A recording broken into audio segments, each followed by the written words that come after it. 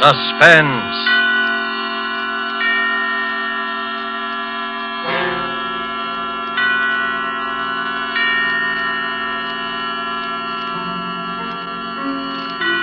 This is the Man in Black, here again to introduce Columbia's program, Suspense.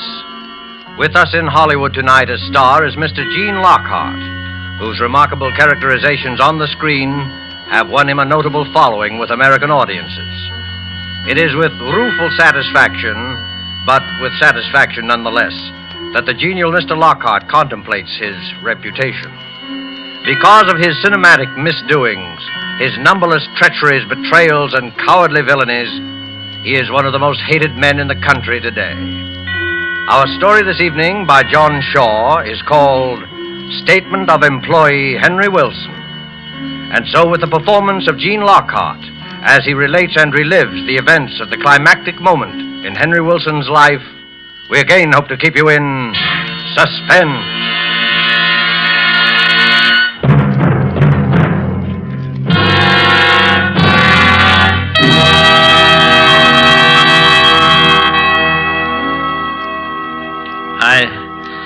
I was aware that I was trembling. I tried walking slowly back and forth in front of the desk, but even in motion, my knees felt weak and my whole body shook.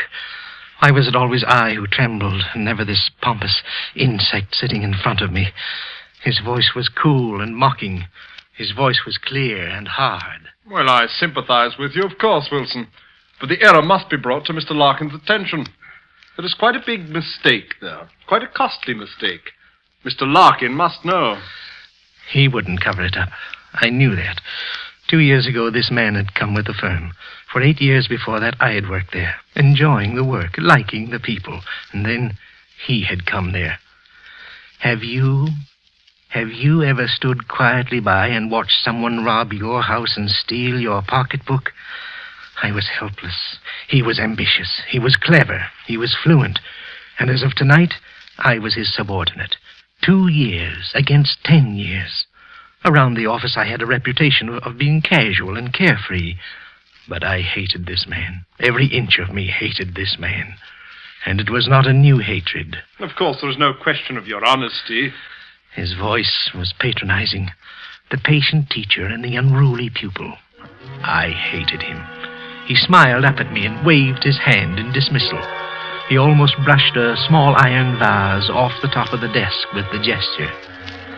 I had seen that vase so often, but I had never seen it out of the eyes that I was looking at it with now.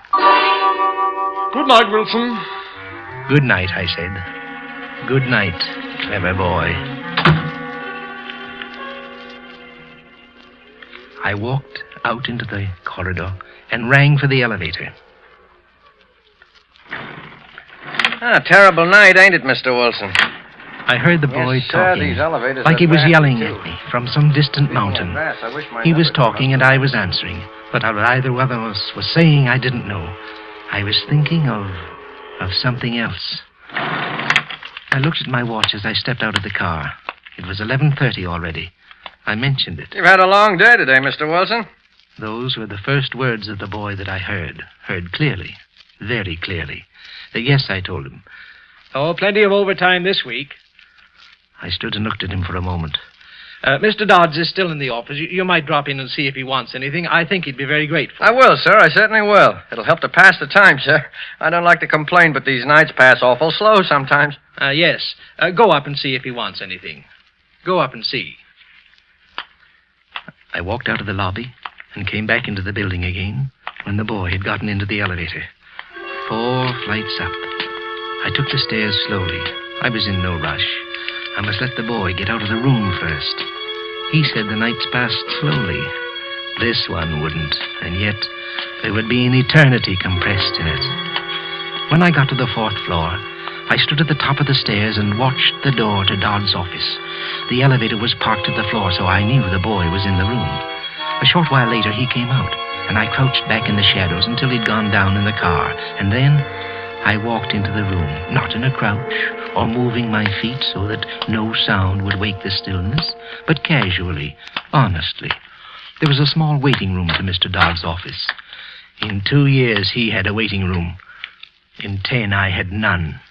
I felt like laughing at the symbolism of that fact. Who's there? I called out my name and entered his office. Yes, what is it, Wilson?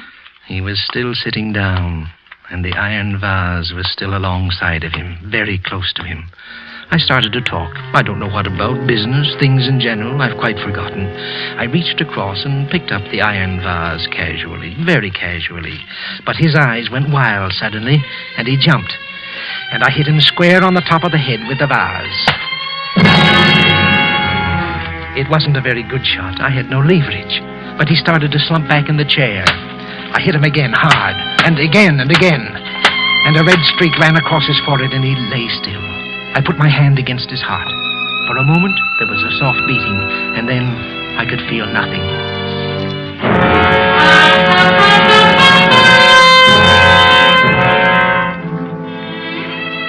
I was very calm and very warm. I was calmer than I'd ever been before.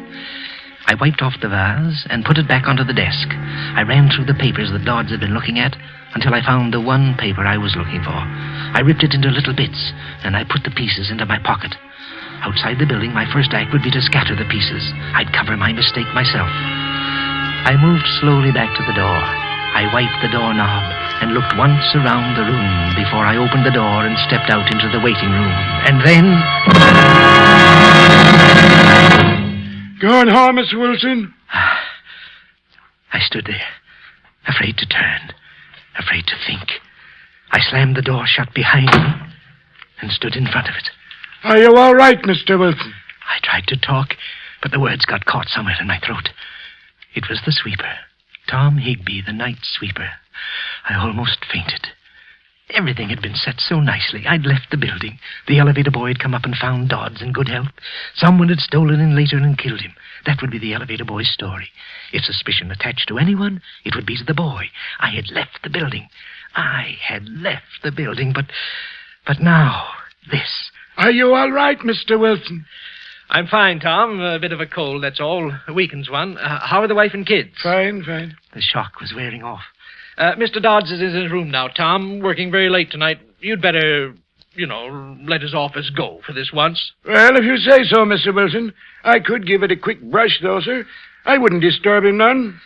I stood firm in front of the door. For a moment, I wondered if he'd seen anything when I'd come out of the room. It was possible. He could have looked over my shoulder. No. No, he hadn't seen anything. He began to sweep the sitting room, and I stood and watched him. I couldn't let him get out of here. I'd go to the sheriff if he told me about being there. And I couldn't kill him, too. Oh, what a quick step it had been back to normal. I was nervous again, and I felt a sickness at the bottom of my stomach. I tried to talk, and I sounded stupid. Tom looked at me. I wouldn't have to touch him. It would be his word against mine, and I had left the building. I opened the door quickly and went back into Dodd's office. I tried to keep my eyes away from that thing at the desk. I remember that he'd kept a bottle in one of the drawers, and I took it and brought it out to the sitting room with me. Oh, Tom, Mr. Dodds has a birthday tomorrow, and he wonders if you'll drink his health with me. Well, I don't think you better take any tonight. Mr. Dodds has a birthday. Sometime tomorrow he'll be a day old in the next world. Tom was famous for his liquor habits, but he hesitated. Well, now... I poured the drinks. I don't think you better have... Up with it, Tom, and down with it. And here's to Mr. Dodds. Well, all right. Here's kindness. He drank one. He drank another. He drank a third, and still I poured them into him. He got talkative and grew very gay, but he didn't pass out. I looked at my watch. It was almost 12:30. 1 whole hour I'd wasted with him. I could stand no more. He was drunk. Any test would show that. His story tomorrow would be listed as a drunkard's babble. I had left the building an hour ago. I couldn't afford to waste any more time. I walked behind him, and he was laughing. And I hit him as hard as I could on the back of the neck. He pitched forward off the chair onto the floor. I dragged him into Dodd's office, and I lifted him into the chair facing Dodds. I brought the bottle in from the sitting room and put it on the desk in front of Dodds. I took the iron vase and curled Tom's hands around it for the fingerprints, and I dropped it at his feet. A bottle, a fight, a killing. I was sweating. I went out into the sitting room again and almost fell to my knees. I was frightened. I had to get out of here. I got to the lobby and looked out of the shadows at the elevator. The boy was sitting on a chair outside the car, and he seemed asleep. I came out of the darkness and went quickly towards the street and began to walk rapidly. I wanted to get somewhere out of the world. Would I ever sleep again? We murderers are not supposed to, and I wanted to rest. I had a sudden idea. I went into a cafeteria and used the telephone. I called the building and got the elevator boy on the phone. Hello there. Hello, Jim. Oh, this is Mr. Wilson, Jim. Has Mr. Dodds left yet? The voice that answered me was sleepy, and the words were hard to make out. But I knew all the answers. Well, listen closely, Jim. Will you tell him that the address of the place we were talking about is 144 Gray Street? Yes, yes, that's right. Oh, he'll know what I mean. Will you go up and tell him now, Jim? All right. Thanks a lot, Jim. I was sure the sweeper would be discovered in the room with Dodds. The address was a Turkish bath. It's logical. A man working all night might want to go to a Turkish bath afterwards. Jim would walk in now, and heaven only knew what came next. The sweeper would be caught like a rat in a trap, drunk, and with a murdered man sitting across from him. I walked home through streets that crushed me in their shadows, between walls that whispered at me as I passed. I sat up in my room for hours listening to the sounds Manhattan makes in the night. And finally I fell asleep. And I sat and I slept and I dreamed until sunrise.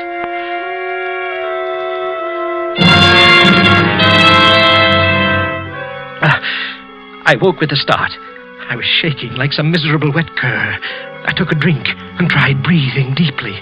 Somewhere I'd read that deep breathing killed that scared feeling. What in blazes was I frightened about? I was safe. I was completely safe. But when I left the house, I was still shaking. I walked all around the block that the building was on before I went inside. It looked like any other morning. On the floor where my office was, I saw a policeman, and then another, and then my world was surrounded by a ring of police and plainclothes men. I must watch my nerves. I must move carefully, very carefully. None of them paid any more attention to me than they did to any of the others. They assembled all of us in the president's office, and then one of them, a sharp, alert young man, began to talk. Last night, an attempt was made on the life of one of your associates, Mr. Charles Dodds. A murmur ran around the room. I was talking with the rest, being surprised with the rest. But what did he mean, an attempt? Dodds had been dead. Or had he? Fortunately, however, the attack was not successful. And Mr. Dodds has supplied us with some rather unbelievable information.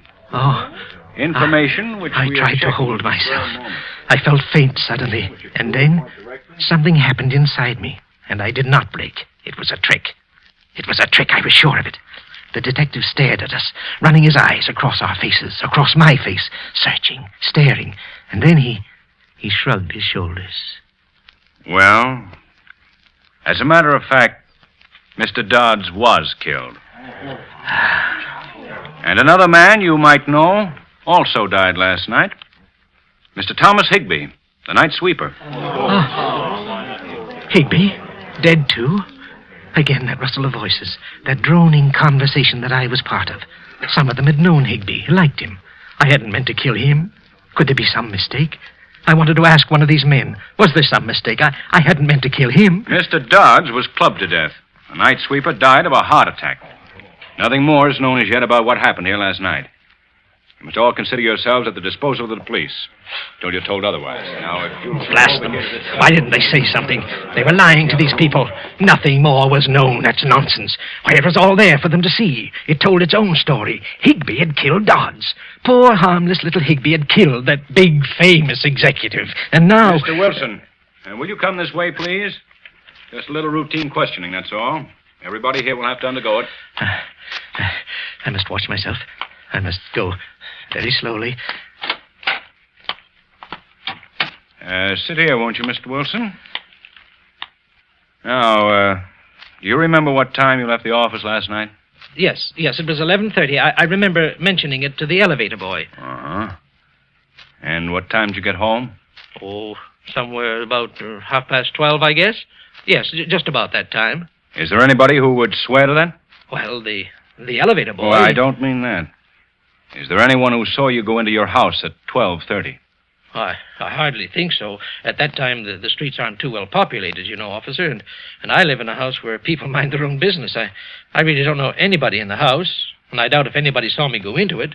But you can check with the elevator boy, though, as to my going home at 11:30. Yes, we have already.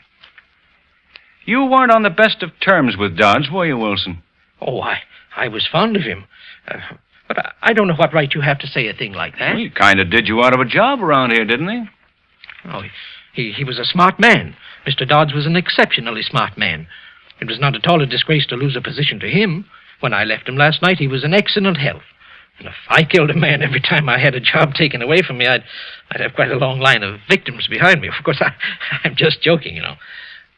You made a phone call to him last night, didn't you? Yes, to the elevator boy. I remember suggesting that he go to a Turkish bath after he'd finished work to sort of tone up. They're very good, you know. And I mentioned that I knew a very good one that I could recommend.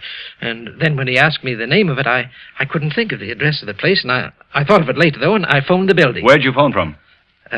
From a little place in the neighborhood. And about what time did you phone? Well, it was about 12:25, I guess. I was getting a little mixed up. It couldn't have been then. I was still in the building at 12:30. They were confusing me. You called at exactly 12:55. So you must have miscalculated the time of your arrival at home. However, that isn't important. None of us is expected to time ourselves from place to place, are we? When we find too good an alibi, we get kind of suspicious. Well, I don't think we'll have to bother you anymore, Mr. Wilson. Thank you. He asked me to send somebody in to see him as I went out. I forget who it was. I was thinking very hard. I went into my office and sat down. So easy. Was it possible the whole thing was over? And so easily? Hello there, Wilson. Very sad, this business. Very sad. Good morning, Mr. Larkin. But we must go on. Mr. Dodds would want it that way. Yes, sir, he would. It's a responsible job he had, Wilson. But you've been with us long enough to know that. Yes, sir. Do you think you can handle it? Well, sir, yes, sir, I think I can. Good. Get your stuff together and take over Dodd's old office. You deserve this, Wilson, and I'm sure you'll reward our confidence in you. Well, thank you very much, sir, because I hardly expected... On second thought, I think you'd better go into his office right away and sort of straighten out some of the things on his desk. I'll have one of the boys bring your things in later. Very well, sir. Good luck. Thank you, sir. The fat, pompous pig. Why hadn't he said those things before last night? They were all in a spot now. They needed poor, stupid Wilson. They needed me to get them out of a hole. The further the thing went, the funnier it got. Books were wrong about virtue and good counting for anything. To get ahead, you either married the boss's daughter or killed the boss. I took a pencil and a small notebook and went out into the corridor. I stood for a moment outside Dodd's office, just like last night, and then I pushed the door open, slowly. The sitting room, and then the door to the office. I opened it and walked inside. I heard the door close softly behind me, and I stood there, smelling the death in the air. And then, I saw it. I tried to yell, but I couldn't get the words out. There in front of me, sitting in the chair where I'd propped him last night, was Tom Higbee, his eyes open, his expression blank and staring, and at his feet was the bottle and the vase, the same bottle, the same vase. Dodds was all that was missing. I turned and I bolted into the hall. Higbee. Well, what's the matter, Wilson? You look like you'd seen a ghost. In the office. Higbee. Higbee? Why, Higbee's dead, man. What's the matter? Mr. Larkin. Where's Mr. Larkin? Here I am, Wilson. What's the matter? In the office. What? Why, nothing's the matter in here. I walked in after him. There was nothing there. Nothing. No Higby, no bottle, no vase. But I saw them. I saw them. Oh, was I going crazy? Was I beginning to go mad? I felt Larkin's pat on my shoulder. He murmured something about everybody being a little touchy, a little jumpy. And then he left. And I was alone in the room. Be careful. Be careful. Be careful. I stared at the desk and at the chair. No one was there. No one could have been there. I must watch myself. What? Oh, I beg your pardon. Oh, not at all. I seem to be in the wrong room. I'm Mrs. Charles Dodds. Oh. I'm looking for that young detective. He doesn't seem to be out here. Well, I believe he's in the end room questioning the employees. Well, then I don't suppose he'll be able to see me for a little while. Do you mind if I wait here for him? Well, Thank you so much. Excuse me for a second. Charlie, will you tell the detective that Mrs. Dodds is waiting for him in my new office? You've already seated yourself. I was going to suggest that perhaps this seat might... She was sitting in his chair. There was blood in that chair. This is quite all right, thank you. Charles would have liked to see the way everybody's taking his death. Everyone is so kind to me. Mr. Dodds was a fine man. A fine man. You're Mr. Wilson, aren't you? He used to talk about you. Thought you were a very bright person. He seemed very fond of you. I don't know how I'll be able to go on without him. Mrs. Dodds, you mustn't. You mustn't. I'm sorry. He wouldn't like to see me carrying on like this, would he? We were going to buy a home in Westchester this summer.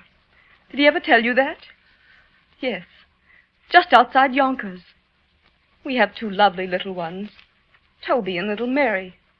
He loved the New York State countryside. We talked so much about it. On she rambled. He liked this. He didn't like that. The children, Toby and little Mary. She was driving me crazy. Stop it, I wanted to yell. Get out of here and leave me in peace. Get out of here, you witch. Get out. Get out. Mrs. Dodds, Detective Lewis would like to see you now. Thank you for everything, Mr. Wilson. And goodbye. Goodbye. Goodbye, and get out, and leave me alone. I hadn't meant to do anything like that. I hadn't wanted to do any of the things I was doing. All I'd wanted to do was to kill Dodds. All these other things, they weren't mine. I hadn't killed Higby. He can't haunt me. His wife can't cry at me. Heart attack. That's it. Higby died of a heart attack. I beg your pardon, sir. Have you seen Mrs. Higby? The detective is looking for her. How would I see her? Am I everybody's guardian? How can anybody get lost in this office? Sorry, sir. Mrs. Higby? Mrs. Higby? Stop it, you fool. Higby! You howling idiot. Can't you be looked for quietly? You will drag Higby from his grave with your yelling. 2 widows. What? You manufacture widows, don't you, Mr. Wilson? Widows and orphans. Tell me, Mr. Wilson, is it your life's work or is it just a hobby with you? Tell me, Mr. Wilson. Who is that? Who is that talking? Do they think they can make a fool of me? The office communication. It's off. Oh, stop it, Mr. Wilson. You'll go balmy. Oh. You've committed the perfect crime. Don't go crazy and spoil it. No. Perfection is instinctive with you, isn't it? Yes. Not a plan that you make. Spontaneous perfection. Yes. There aren't many could do that. Go on. Go on. Voices can't frighten me. They deserve to die. And that's why they're dead. Thou shalt not kill, Mr. Wilson. Thou shalt not kill. Thou shalt not kill. Not Higby. I didn't kill him. His heart stopped. Do you hear me? That's all. I didn't kill him. Now you voices stop. Do you hear me? Stop it, I command. Stop it. Is something wrong, Mr. Wilson? What do you mean, is there something wrong? Do you hear them, too? Well, you mustn't listen. They lie. Do you hear me? They lie. Now get out. Get out. Get out. You must talk only to me. Do you understand me? Only to me. Not to these others. Don't say anything to them. Only to me. Only to me. Well, what do you want? Well, I don't know. You think they'll say something bad about me, don't you? So you can carry me off to jail. That's what you're waiting for, isn't it? Well, you're going to be disappointed. You see, they're quiet. What's quiet? Yeah, who's quiet? You think I'm going to tell you. They won't say anything unless I tell them to, and I'm not going to tell them to say anything, not one little word. Last night you wanted to know all about last night. Well, you asked them, but they won't tell you. Look at the expression on that face. Holy. Look at him, Lieutenant. They were there. They saw me hit him, but they won't say anything. They were there, but they won't tell you a thing. Not one little word, not a single thing. He's a gibbering idiot. Because I'm not going to let I shouldn't them. have let you They won't monkey feel around. that. We could have gotten it out of him some other way. You and your psychology. You should leave that stuff in colleges. All I did was plant Higby in the office and route Mrs. Dodson here and talked into the ventilating system. Yeah, those voices had me creepy, too. Incidentally, Dodds was single. What? That girl's my fiancée. She's an actress. Well, That's a word. Well, why did you tell him Higby was dead? No, maybe you better not explain. Psychology, huh? Well, what are we going to do with the confession now? We should have pinched him the moment he walked in here. Behave. They know. Maybe I'm lucky I never went to college. There's no use you waiting here. They won't tell you anything. They're mine, all mine. I tell them what to say. All right, get the wagon up Can't say here. a word. I'm not going to Nothing at walk all. this thing through the Remember streets. that. I won't say a word.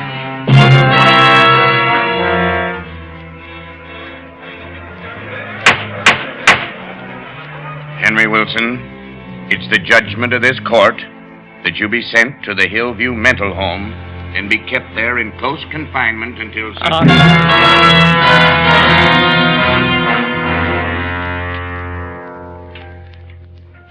On the voice went.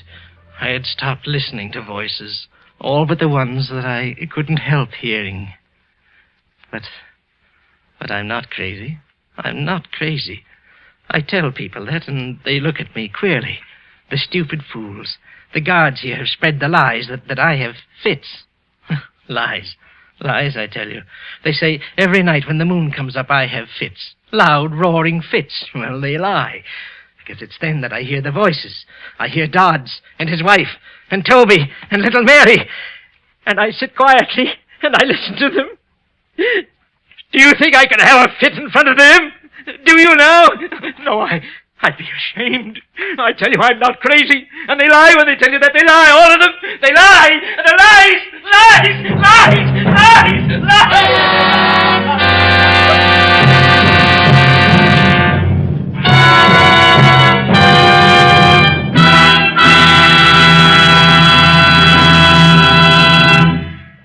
And so closes Statement of Employee Henry Wilson, starring Gene Lockhart.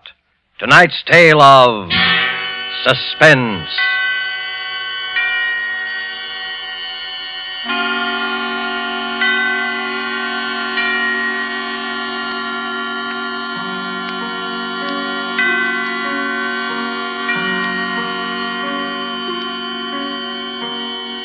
This is the man in black who conveys to you Columbia's invitation to spend this half hour in suspense with us again next week, same time, when our two distinguished stars will be Margot and Philip Dorn. They will appear in a suspense play by John Dixon Carr entitled Cabin B-13.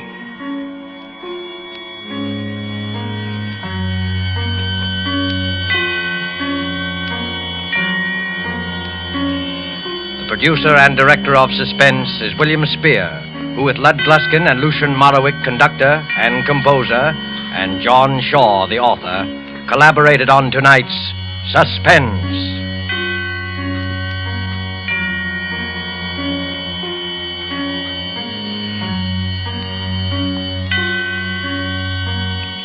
Suspense fans, please note that this program will shortly move to a different day of the week. Suspense will come to listeners in Eastern and Central time zones on Thursdays, beginning December 2nd, and to Mountain and Pacific time zone listeners on Mondays, beginning December the 6th. Now remember, Thursdays, beginning December the 2nd, in Eastern and Central time zones, and Mondays, beginning December 6th, in the Pacific and Mountain time zones for Suspense. This is CBS, the Columbia Broadcasting System.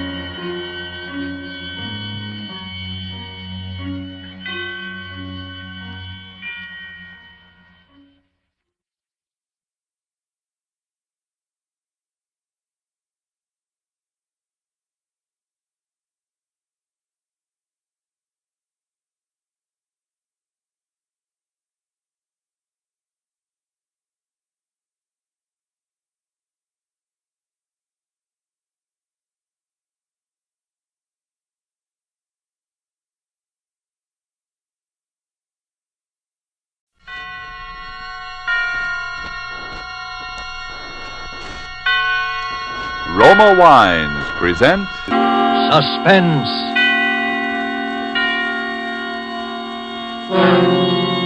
Roma Wines, made in California for enjoyment throughout the world. Salud. Your health, senor. Roma Wines toast the world. The wine for your table is Roma Wine, made in California for enjoyment throughout the world. This is the Man in Black, here for the Roma Wine Company of Fresno, California, to introduce this weekly half hour of Suspense.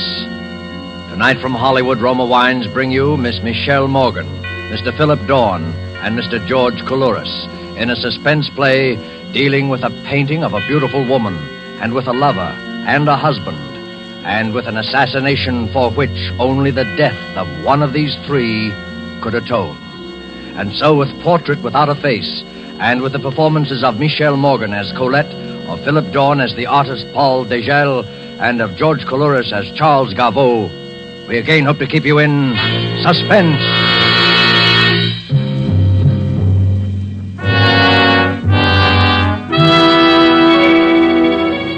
It was just twilight as she came out of the cathedral on Fifth Avenue and stood for a moment on the north steps. She looked across 51st Street at the discreet gray building with the discreet bronze sign saying Fernet Gallery of Modern Art. A richly dressed couple came out of the gallery, and the doorman called a taxi. Surely it was safe now. The crowds must be gone. She hurried across the street.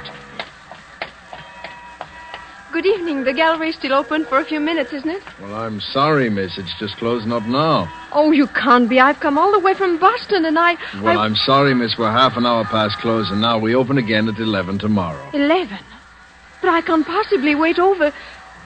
Do you think $5 would... No, miss. I could even go as high as 10. No, miss. I could even go as high as... No, miss. Oh, but there's a picture on exhibit that I must see.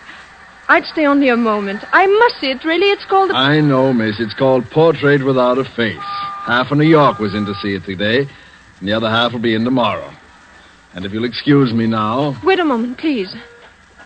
Have you seen the picture? Me? What did I be doing looking at pictures? Waste of time. But I can tell you this. Sure got people talking. One of those critics was in here this morning, and you... hold on, miss. Maybe you can go in after all. You see that man coming down from Madison Avenue? That's Paul Degel, the artist who painted the picture. Now, maybe if you would ask him... Degel? Oh, no. No, thank you. I've changed my mind. I'll come back some other time. Taxi! Taxi! Some women like to drive you crazy.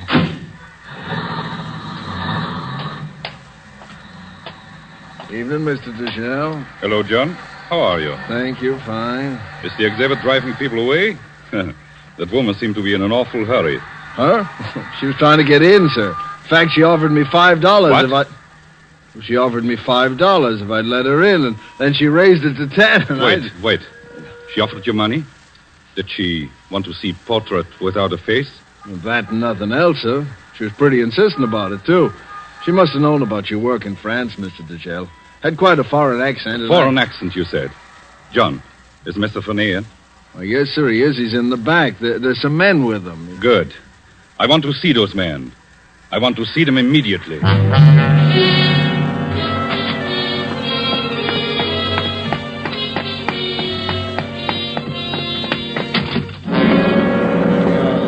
Gentlemen. Paul. Gentlemen, the woman we were looking for was here tonight. Really? Paul. Yes, I'm sure of it. I missed her only by a moment. With every brush stroke I made on this canvas, I knew I was bringing her into our hands. I knew she would have to see that portrait. She had to know how much I knew. I know, gentlemen, she will be back. Paul? Yes, Henry? Will you still have the courage to finish the job when the time comes? When the time comes, I'll kill with as little conscience as I would shoot down the Nazis who have taken France. That portrait is without a face, gentlemen, because I couldn't see her face. But she will return and supply that feature. Then we will know her for what she is. She will be back. I'll stake my life on it.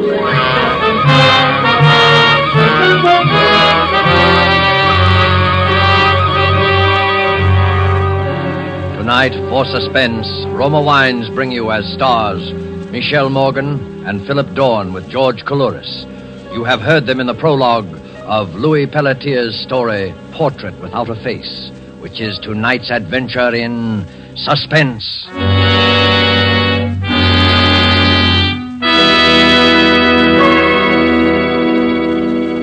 During this intermission of tonight's suspense drama presented by Roma Wines, let us picture a scene in the fashionable restaurant El Patio in Havana, Cuba.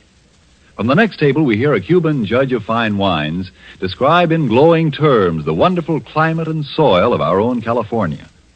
When his American guest points out that his Cuban host has never been to the United States, the Cuban answers, "It is true, I've never visited your California, but from only such perfect wine country could come sherry of such superb quality as we have enjoyed, Roma California sherry."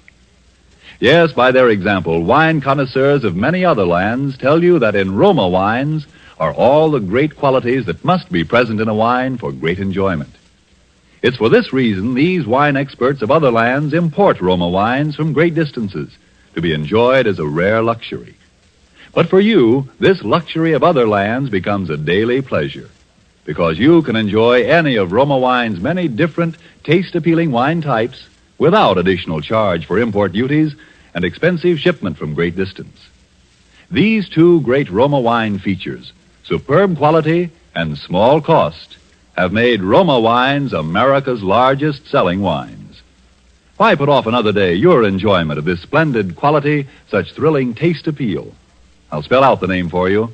R-O-M-A, Roma Wines, made in California for enjoyment throughout the world.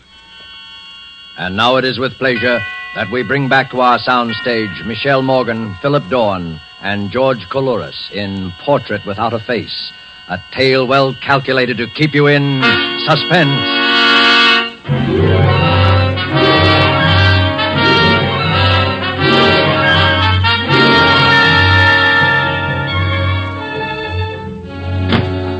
Where have you been, Colette? For a walk, Charles, along Fifth Avenue. I needed a breath of air. You're lying. You're at the Ferney Gallery. Then I'm lying. I was at the Ferney Gallery. You fool. I told you that they'd kill you once they're sure. Yes, you told me, Charles.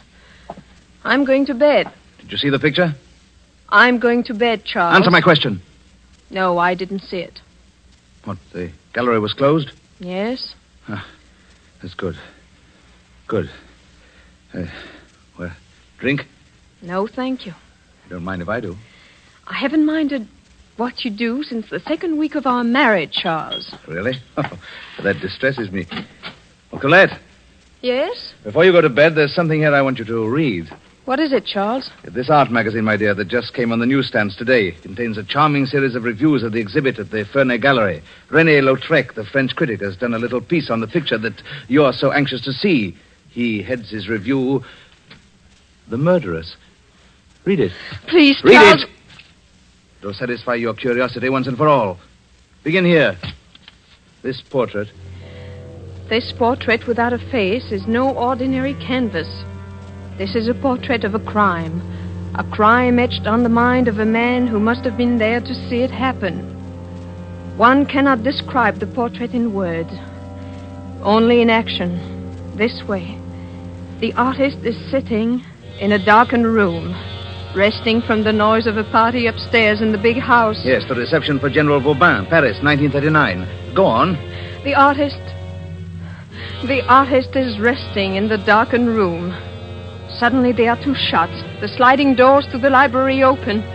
Standing in the doorway is the silhouette of a woman in evening dress. Charles, I Give it can't... to me. The woman's back is towards the artist. He doesn't see her face. At the woman's feet is a hand outstretched. The hand of a dead man. Who is the man, Colette? Vauban.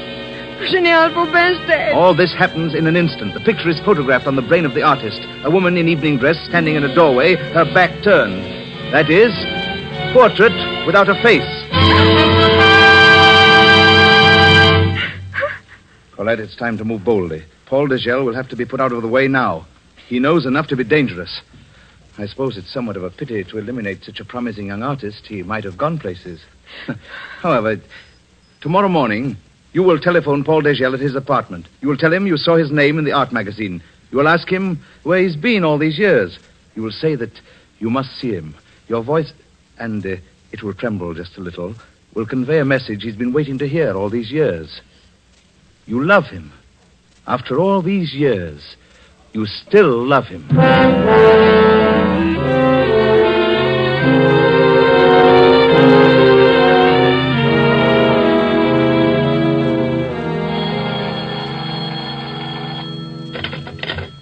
Hello? Yes, this is Paul Dugel. Colette. Darling, where are you? Where are you? Yes. Naturally, every day, every moment. Of course. Anywhere you say. Then the Carlton? The Carlton. What time? 1 or 2? 2. Then at 2 o'clock, dear. Till then... Yes, till then. I'm so happy, Colette. Goodbye, darling. Goodbye, Paul. Oh, that was very convincing, my dear. So much sentiment in your voice. See that it doesn't affect your actions. It's your life or his, Colette. So you've told me. Well, remember it. Stand up. Let me have a look at you. Oh, yes. Oh, you're crying, Colette. How touching. The lovers parted. The lovers reunited. April in Paris. Chestnuts in blossom. Charles, please. Wouldn't he love to know you married me? Me, of all people. And how I'd love to see you two meet. Colette, what will you say to him? What can you say, Colette?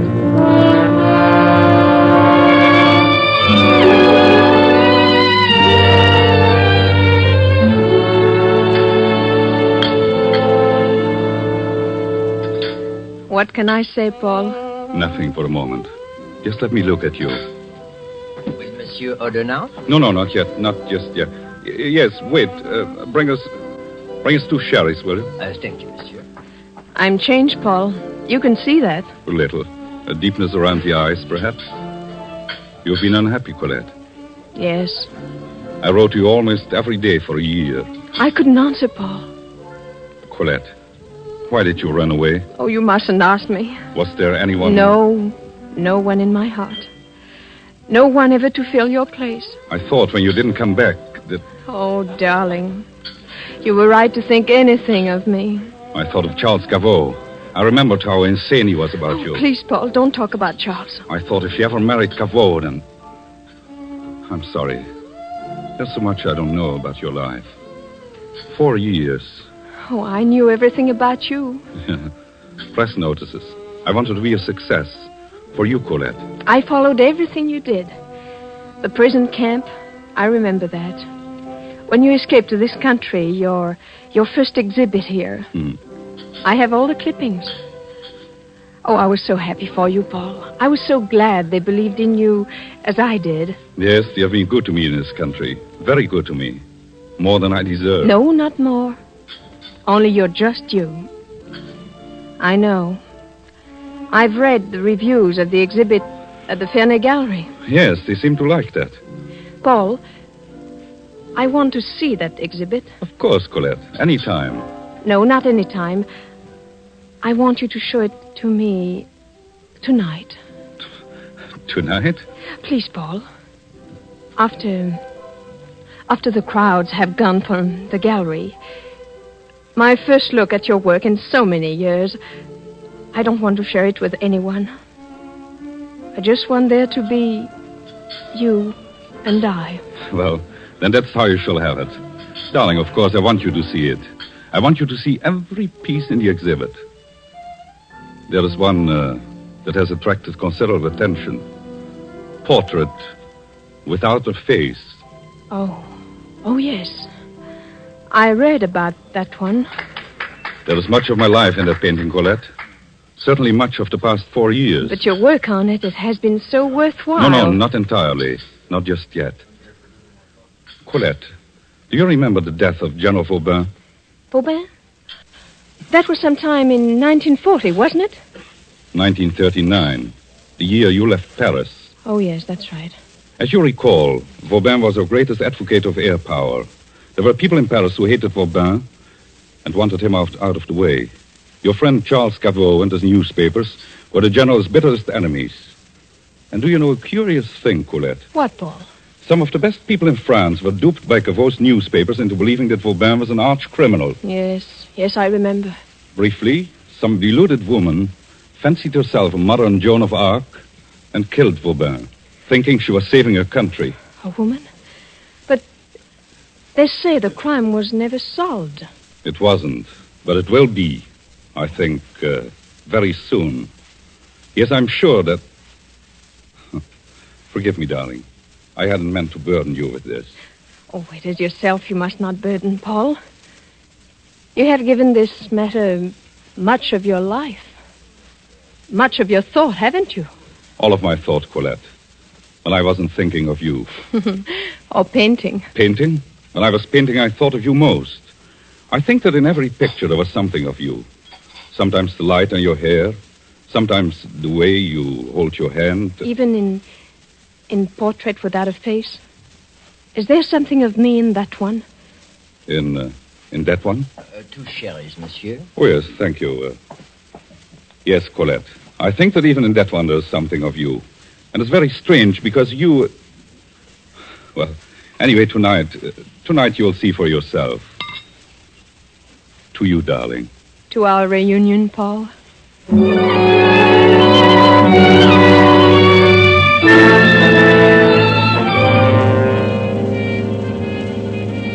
To our reunion. That's what she said, gentlemen. To our reunion. You are sure, Paul, that she does not suspect? Positive. She is utterly convinced that I am as blindly infatuated with her as ever. She is convinced that in my blindness I shall step out upon the stage she has set for me. We shall see who has set the stage. We shall see who portrays the victim. It will take courage, Paul. Perhaps. There are not many who have your kind of courage. No, there are not many who have my kind of hate, or who have waited so long to spend it. But have no fear, gentlemen. You will see that I do not fail. You will be with me tonight. All of you. With you? I do not understand. I should have said you will be present in the wings just off the stage. It's just 10 now. In less than an hour, my guest will arrive. Before long, he will come into this room to see the portrait. The room will be quite dark. You will be in the background. There will be no way to recognize what you know.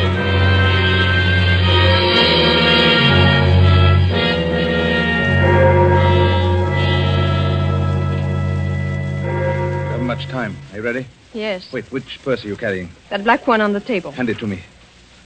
Good. Just the right size. Oh, don't look so wide-eyed and innocent. You've seen a pistol loaded before? Charles, couldn't we? Perhaps it would be best for me to have a look in on you and Degel this evening. Oh, please, Charles. How do I know that you'll do what you're told? Well, you said it was his life or mine. But you're a sentimental fool. You might... I'll do what I'm told. Very well. Remember, I'll be waiting across the street on the cathedral steps. I'll give you till 11 o'clock. If you're not out at 11... I'll be out. Yes. Yes, you'd better be. Ready to fire. Here's your purse. The pistol, you see? On top. Watch out when you pay the cab fare. Yes, Charles. I'll be waiting for you on the cathedral steps. And you have till 11 o'clock.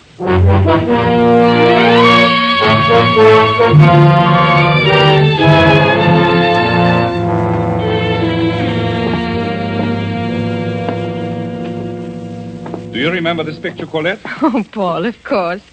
That was the summer we were at Nice. Lovely summer, wasn't it? Oh, so lovely. You see the fishing boat? L'Hirondelle? Remember her? Oh, too well. She made me seasick once. But it was a beautiful summer, Paul. Wonderful summer. Yes. Yes, it was. Well, that's all of the Paris pictures. Now I guess you would like to see the portrait. Yes. Now, I'd like to see it. It's in the next room. They have given it a room by itself. Oh. Take my hand, Colette. I've kept the lights out in there. I want you to sit on the bench, then I'll turn the lights on. And you will see the picture as I saw it. I mean, in my mind's eye. Yes, Paul. This way. No, careful. 2 steps down.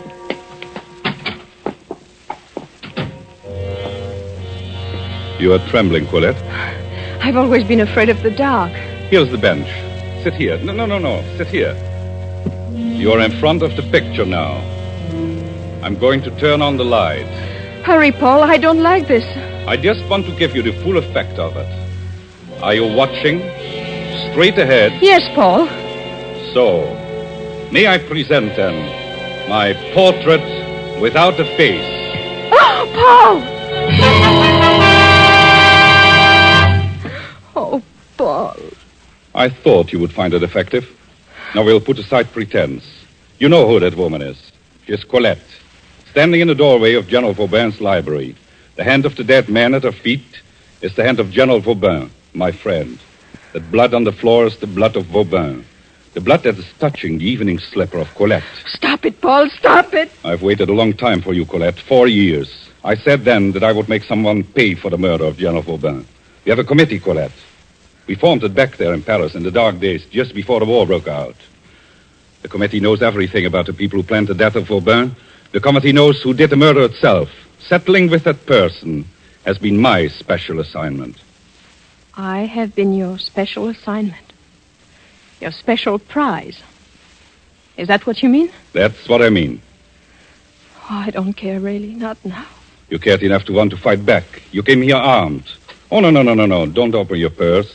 I took the trouble to remove the pistol while you were taking off your coat. No, not this one in my right hand. That's mine. This one. This pistol here. It is yours, isn't it? Yes. French make. Did Charles give it to you? Charles? Yes, Charles. I knew you married Charles. I found it out just before I lost track of you 2 years ago. I knew you married Charles, and I knew why. And you told me this afternoon. Yes, I made you believe that I didn't know about Charles. I want you to come up here to the gallery. I knew you had to come here to find out how much I knew. Charles was right. He said it was your life or mine. He's very clever, Charles. Do you remember when you first met him? And I warned you away? I remember. You were impressed by Charles and his politically wise friends. But you didn't know that Charles had sold out his country. I didn't know. You had duped him to believing that Vauban was a traitor. Charles dominated your mind. He controlled you as an hypnotist. They needed someone to murder Vauban, so you were chosen. You were to be the savior of France. You exulted in the role, and you believed it. Yes, up to the very last. Up to the last moment. Then I didn't see how I could go through with it. I couldn't bear the thought of killing a man. You're lying, Colette. No, Paul, no, listen to me. I stood there looking at Vauban, the pistol in my hand. He looked up. He started walking toward me, telling me to give him the pistol. I felt dizzy. Oh, I wanted to run away, But I raised the pistol. There were 2 shots. And he fell at my feet. I dropped the gun. Then you opened the library door to escape. Yes. I ran out on the terrace and through the garden. I ran blindly and fell. Then I felt a strong pair of arms lift me up. Charles was there. You told him you had killed Vauban. Yes, I begged him to take me away I needed someone desperately. He promised me to take me out of France and let me forget. Oh, Paul. Paul, turn out the light on that horrible picture, please. The light stays on, Colette. I want you to keep looking at the picture. That picture was painted for a purpose. And now the purpose is going to be fulfilled. Paul, will you believe that I didn't want to kill Vauban? 4 years I've waited, Colette. Now it works out according to plan. I didn't want to kill a man. I didn't want to go away with Charles, but I was in too deep. Paul, listen to me. I've loved you, always. You must know that. After tonight? After you're coming here to kill me? Open my gun, Paul. Open it up. You'll see that it's empty. I took the shells out on my way here.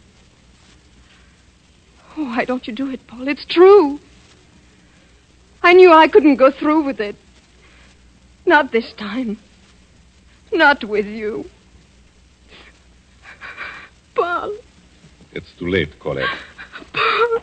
Keep sitting on that bench, Colette. Keep looking at the picture. Don't move. I won't, but you must believe me. Paul, wait! Just look at the picture, Colette. The picture. Listen. Please listen. I'm telling the truth, Paul. My gun wasn't loaded. Listen, Paul! For you, Deschelles. And you, monsieur!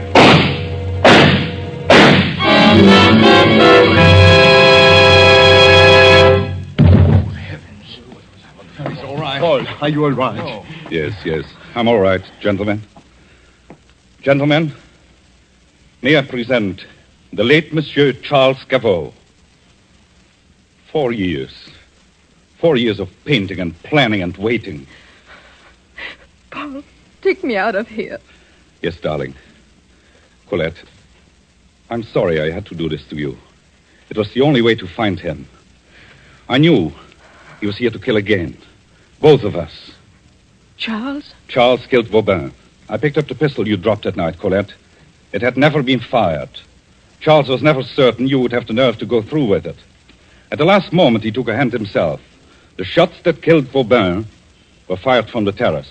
In your terror, you believed that you did it. Charles let you believe it all these years. Oh, Paul. I knew he would follow you here tonight. I left the door open for him. He came downstairs when we entered his room. He could hear us talking. I wanted him to hear. I needed time, Colette. Colette, I'm sorry. It was the only way to meet him face to face. Oh, Paul. Don't ever leave me.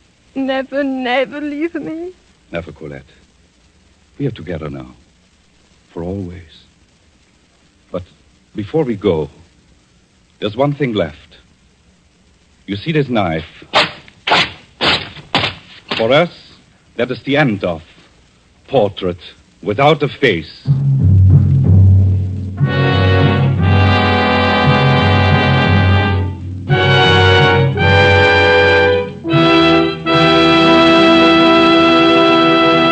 And so closes Portrait Without a Face, starring Michelle Morgan, Philip Dorn, and George Coulouris. Tonight's tale of suspense. Miss Morgan is currently being seen in Warner Brothers' Passage to Marseille. Mr. Dorn appeared through the courtesy of Metro-Goldwyn-Mayer, producers of Madame Curie. You know, if we could bring to this microphone a man typical of all Roma wine dealers, this is what he might tell you. I sell a lot of the good Roma wines. They are, you know, America's largest selling wines. My Roma wine customers, I've noticed, are sociable people who enjoy entertaining friends. Talking with me, they give a lot of credit for the success of their entertaining to the enjoyable Roma wines they serve. They're thrifty people, too, these buyers of Roma wines. What else could offer so much enjoyment for so little cost? Only pennies a glass by actual check. Now, that doesn't leave much for me to add, except this, perhaps. If you are not already one of the millions enjoying Roma wines regularly, make your own taste test of any of Roma wine's many different taste-delighting California wine types, such as the delicious, tangy Roma Sherry, or the hearty Roma Burgundy, or the sweeter, heavier Roma Port. And discover for yourself why Roma wines are winning international praise, voiced in this phrase, Roma wines are truly magnificent. Let me repeat the name, R-O-M-A, Roma wines, made in California for enjoyment throughout the world. Suspense is produced and directed by William Spear. Don't forget, then, next Thursday for Alan Ladd in Suspense.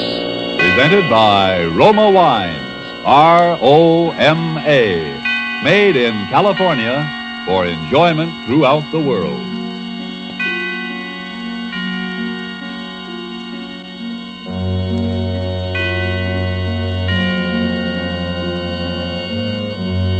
This is CBS, the Columbia Broadcasting System.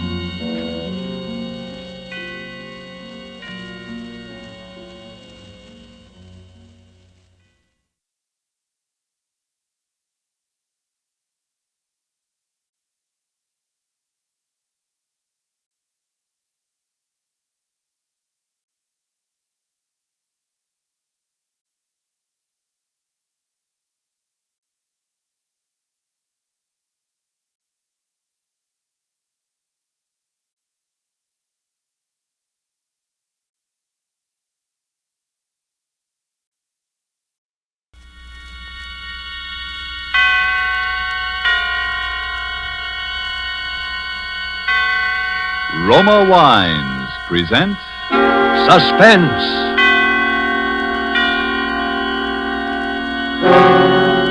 Roma Wines, made in California for enjoyment throughout the world.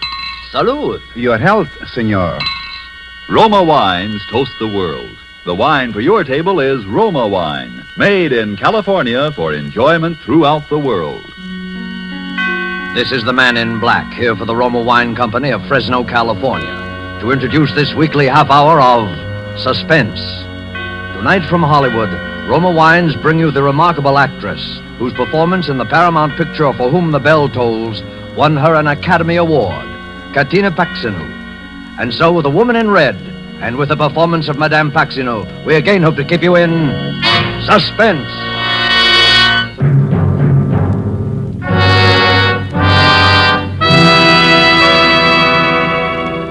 In all of London, few houses were so fine, so correct, so austere, and yet gracious with age as number 30 Henrik Square. That was true of its reception room, true of its long, quiet hallway along which the young man led the girl. Aunt Rita, this is Miss Julia Ross. The woman rested her knitting in her lap and slowly turned around. She was a giant of a woman of 60 in a bright red dress. For several seconds, she stared fixedly across at Julia. Then, in an instant, a soft, gentle smile came on her face. Perfect. How perfect. I beg your pardon? Here. Come over here, child. Let me look at you. That's it. Over there, child. Sit there on the divan.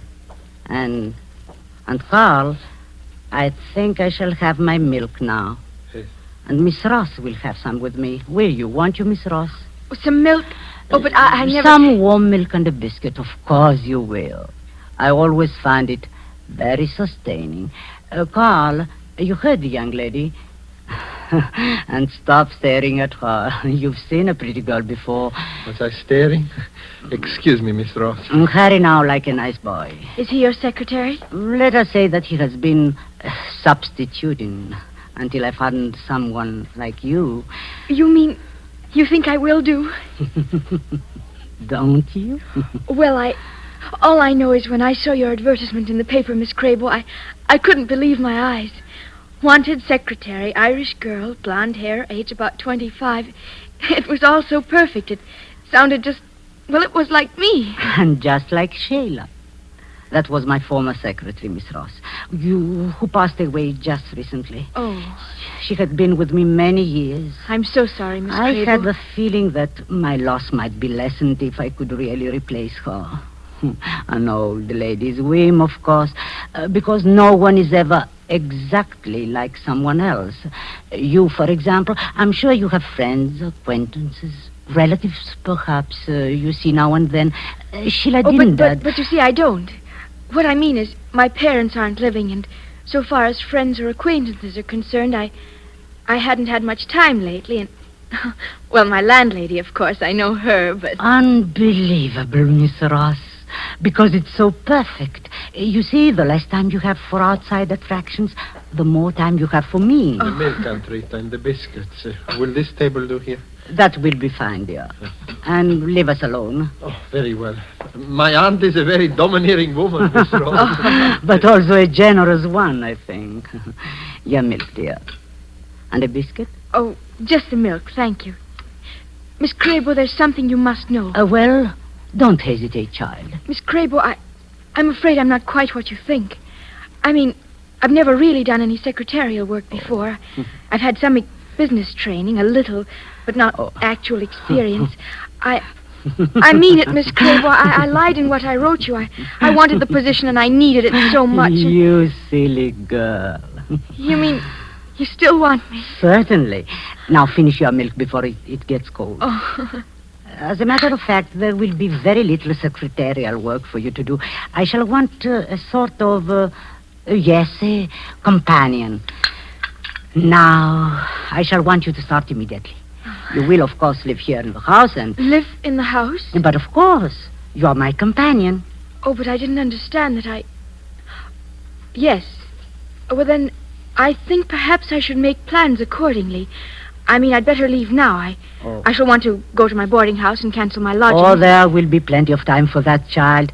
Carl and I generally take an afternoon stroll and would like you to... But you see, there'll be other arrangements. People I must see and People? things to... But you said you knew no people. Oh, yes. Well, Miss Crabo, I have no qualifications for this position.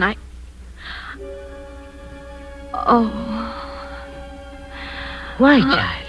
What's the matter? I don't know. Suddenly, I feel so drowsy. Well, then, I would just lie back on the divan. But there's no reason for it. Oh, but there is, child. You are weary from the strain, the uncertainty, the ceaseless search for work in a strange and friendless city. The milk. There was something in it. So you relax. Your nerves, they go to sleep. Yes. Sleep. Carl. Oh, Carl. Yes, Aunt Rita? Have you finished the note, dear? Yes, only this moment. Well, don't just stand there. Let me see it. Aunt Rita, please. She's so harmless. And so perfect. And now read me the note. To Department KL, Sudden Development. Leaving at once for Dublin, Ireland. Will communicate in 10 days. 10 days, Carl? We won't need so much time. Make that 5. Just as you say, Aunt Rita. Then sign it Sheila Campbell and post it to British Intelligence.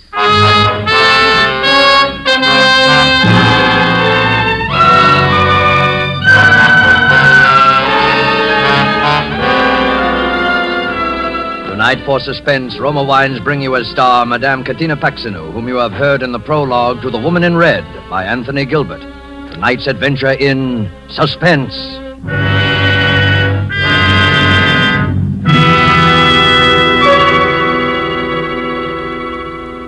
You remember the old saying, the grass is always greener in the other fellow's yard? Well, you might agree with the truth of that statement if you happen to overhear a conversation like this.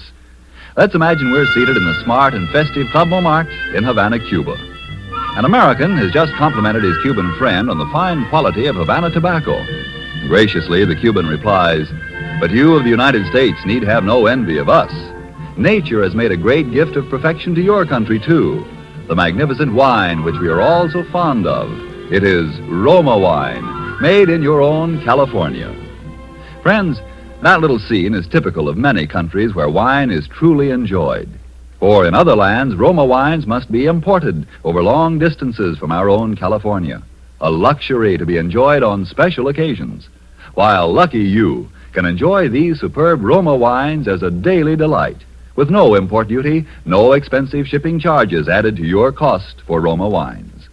Whichever one of Roma wine's many different types your own taste test names as favorite, you'll agree here is truly superb wine that could come only from truly choice wine districts. And you'll say, no wonder Roma wines are America's largest selling wines. I'll spell out the name for you. R-O-M-A, Roma wines, made in California for enjoyment throughout the world.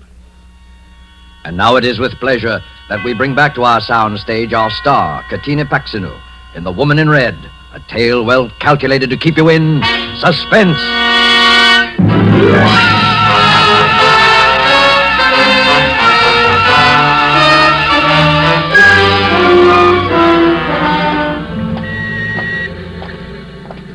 Feeling better, Julia, after your little nap? No, I don't feel better. Well, the walk and a little something to eat will do wonders for you. There is a little tea shop up here. I don't want anything to eat.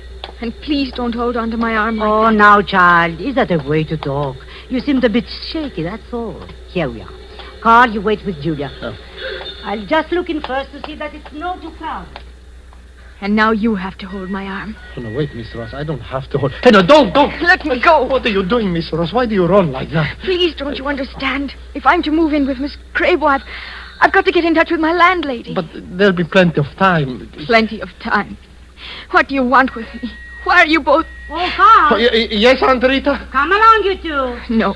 Please, you're making yourself worried about nothing. My aunt, just that she's a peculiar Hurry, woman. hurry, children. Then remember that I am here. I have already ordered for us. Oh, fine, Aunt Rita. Our table, this is it? Yes, sir. Here in the corner. Miss Crago. Thank you, Mr. James. And Sheila will sit here to my left. Of course. Miss Sheila. Miss Sheila? What? This is your place here, Miss Sheila. Sheila? Why are you calling me Sheila? What is it? Why are they laughing? Pay no attention, dear. Just sit down, please. This woman called me Sheila. You both did. My name is... I know, dear. It is Julia. Everything is all right. Shall I serve the tea now? If you will, please. Now, Sheila, sit down, dear, like a nice girl. No. What, dear? I'm going to the restaurant. Sheila! It's all right, Miss Crabo. Don't bother. There's no other exit from that room. Oh, I'm so sorry to impose on you, Mr. James. I had no idea she could be so difficult. Oh, don't give it a thought. Once you explained the situation, we were only too glad to help. Of course, I'd never seen your secretary. I had no idea that... It's only a recent development. Oh, yes. Shall I pour the young lady's tea now? No, thank you. I can manage. Yes.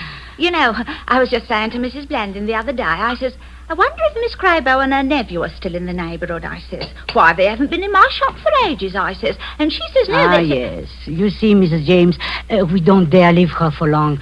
For her own protection, that is. Her protection? Yes, we are a little worried about suicide. Oh, yes. Aunt Rita, Sheila's coming. Well, just call me in case I can help. Thank you. Oh, here you are, dear. Carl, help Sheila into her chair. Oh, yes. Sheila? Thank you, Carl. Relax now, dear, and drink your tea. It's all ready for you. My tea in this cup? No, I won't drink it. You won't drink it? Sheila, what? You're pouring it into your saucer. Dear, everybody's staring at you, laughing at you. There's nothing for them to laugh at. I simply prefer to pour my own cup of tea. And that's exactly what I shall do. But Dear, you don't think I... Do you really believe that I put something in that first cup of tea? Yes. Yes, I do. You did it before, and there's no reason to think you wouldn't do it again. Sheila! Very well, then. Drink your tea. Only hurry. I don't think I can endure much more. Never mind. I shall hurry. I'm just as eager to leave as you. And I'm going straight to the police. Oh, now you're not starting that again. Are you insane? Do you think I'm helpless, that I can't get away from you? That I shall simply stand here and... Oh, it's happening.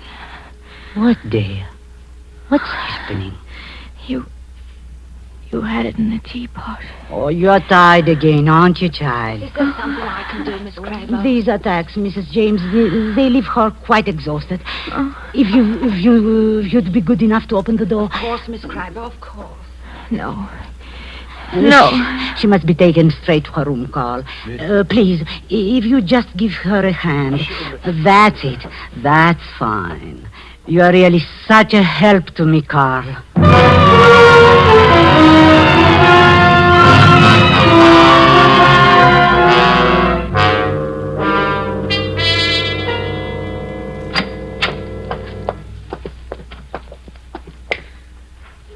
Here we are, Sheila. Right here. Now, just go to bed, dear. Let me alone. Come along, then, Carl. Sheila is quite tired. Yes, Aunt Rita, I shall. You said you'd always be here. You've got to help me. What can I do? Here. I've had it in my pocket. A note. Are you coming, dear? Right away, Aunt Rita. It's to my landlady. I wrote it in the restroom at the tea shop. Here, mail it to her. It's my only chance. But I can't keep this. Oh, Carl! She's coming. Yes, Aunt Rita. You can do it. You've got to do it. Good night, Sheila. How very slow you are, Carl. Was I so very long? You like her, I can see that. A letter, I imagine. She gave you a letter to post? A letter?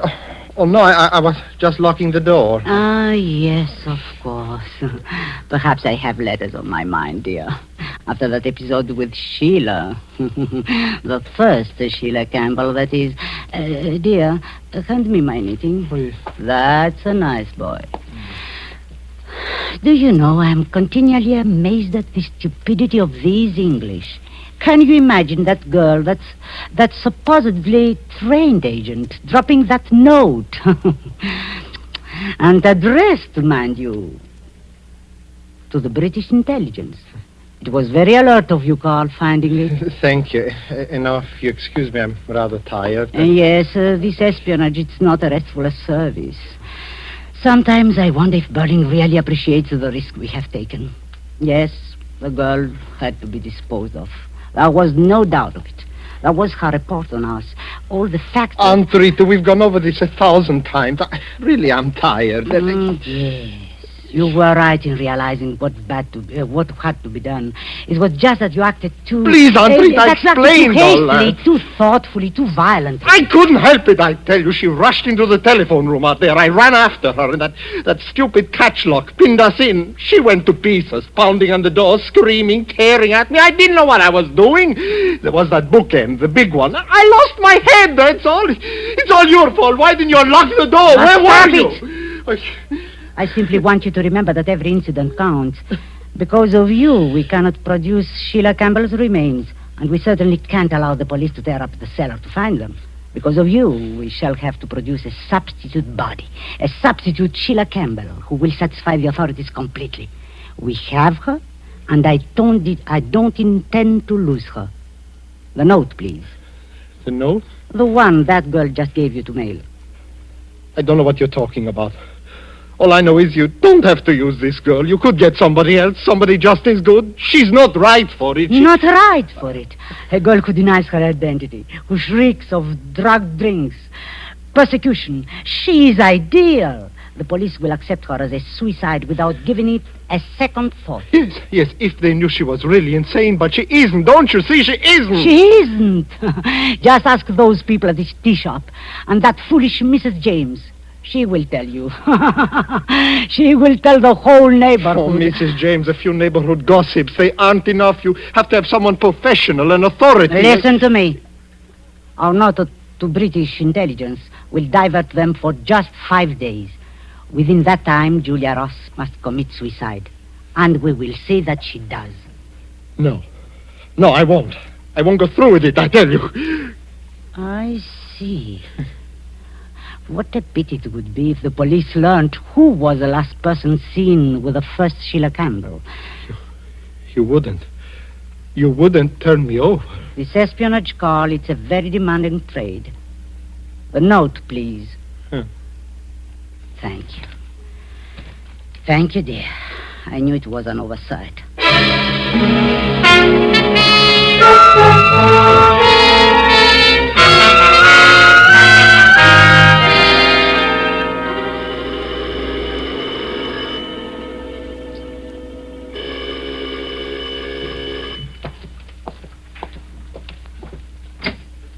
Yes, sir? Could you tell me if a Miss Crable lives here? Why, yes, this is her home, but she's rather busy upstairs, however. Carl? Yes, Aunt Rita? Was that someone at the door? I thought... Oh. How do you do, Miss Crable? My name is Turner, Dr. Turner. Dr. Turner? Yes, I happened to drop into the tea shop yesterday, Mrs. James' shop, you know, and she told me about your situation. Yes? Well, I thought I might be of some service. My field, you see, is psychiatry. Yes, I see. Oh, how very thoughtful, Doctor. Please, won't you come right up? Thank you. Miss Campbell's room is up in this floor, Doctor. I thought you might as well see her at once. I know how busy you must be. Yes. Well, the case has been quite difficult, Miss Crable. In many ways, yes, Dr. Turner. Naturally, I feel that someday, with professional guidance and with those things, I can give her patience, understanding. Mm-hmm. I can bring her out of the darkness. Until then, here we are. Sheila. Sheila, dear. That is Dr. Turner. Step right in, Doctor. He's coming to visit you, dear. How are you, Sheila? How do you feel? Doctor, I rather think my presence will interfere. Mr. James has undoubtedly explained. If you don't mind. Yes. That might be best. Won't you talk to me? It's all right, Sheila. Believe me, I'm a doctor. You're no doctor. No, Sheila. Don't call me Sheila. You're here to help her. Help her keep me prisoner here in this house. Stop Help her it. drive me out of my mind. Help her. Yes, help her to murder me. Sheila, pull yourself together. She's told you can't everything. afford to act like this. Told you how to act. You must act. Why don't you leave me alone? Why don't you go away? Oh, excuse me, Dr. Turner, but I became a little bit uneasy. Yes, I can understand. Well, Doctor? Yes, it's persecution mania, clearly enough. She has all the symptoms. The deep melancholia, the stubborn, hysterical insistence that she's about to be done away with. Yes? I happen to be attached to the King James General Asylum, and I'm somewhat familiar with this type of case. There is one important thing, Miss Crabo. Over here, please. Yes, Doctor? The matter of Miss Campbell's protection. Her protection? Yes, from herself. You undoubtedly are not aware of it, but her type is often inclined toward suicide. How dreadful. In case those tendencies should become apparent, naturally you'd let me know. Naturally, Doctor. She would then require professional care. Meanwhile, I'm sure your own treatment will be as effective as any. Patience and understanding. Torture me like this, will they? Murder me here in this house. Sheila! No, I won't let them. I'll kill myself first. Miss Campbell. I'll kill myself. That's what I'll do. The window. Stop her. Carl. Yes, the window. Yes, she must That's it, the window.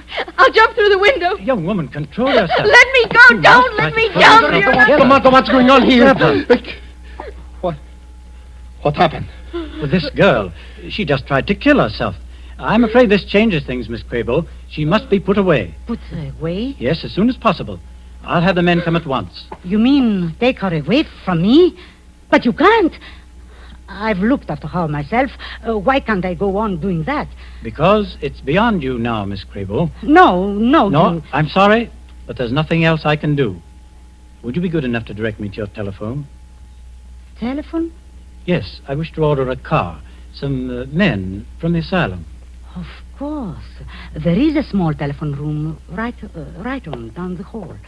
This way, please. I know how you must feel, Mr. Crabo. But you see, it's the sort The of thing- telephone, Dr. Turner, is in this room, right here. Just sit down there at the desk. Well, thank you. You're sure the young man can handle the girl? I mean... I will go back myself and take charge. Well, that will be safer, I'm sure. Excuse me. Hello? Turner speaking. Yes, Dr. Turner. I'd like you to send a car right away. And 3 men. The address? It's number 30... just a moment. Miss Crabo. Miss Crabo! Yes, Dr. Turner? I can't open the door. It's locked. Oh, sorry, Doctor. I'll have to get the keys from Carl. Keys to unlock this door? It's very special lock, Dr. Turner. You don't need any keys. Just open the door from your side. Miss Crabo! Where are you? Miss Crabo! Antarita, she won't stop crying. I just can't get her to stop. I will get her to stop. A clever one, aren't you, child? Pretending to commit suicide so the doctor would take you away. The doctor, where is he? A splendid idea you had, leaping out that window.